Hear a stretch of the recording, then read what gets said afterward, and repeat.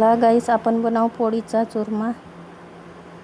पोळ्या घ्यायचा, पोळ्या चांगल्या चुरून घ्यायचं, वरतून पाण्याचा शिपका मारायचा. मग वरतून परत कोथिंबीर टाकायची, मिरची पावडर, हळद, मीठ चम्मचच्या साहाय्याने मस्त मिक्स करून घ्यायचं सगळं.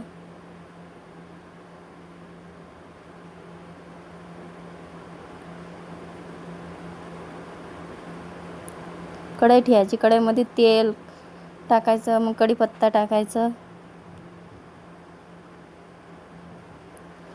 जिरा,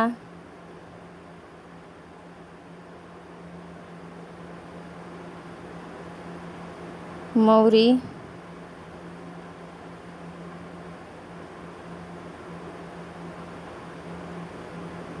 शेंगदाणे टाकायचे,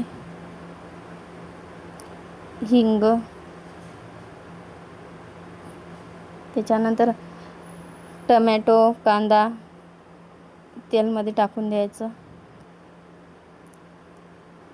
व्यवस्थित होऊ द्यायचं.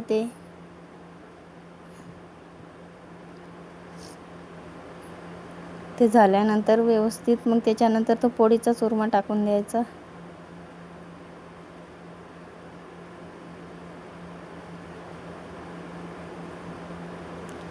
पूर्ण व्यवस्थित ते मिक्स करून घ्यायचं.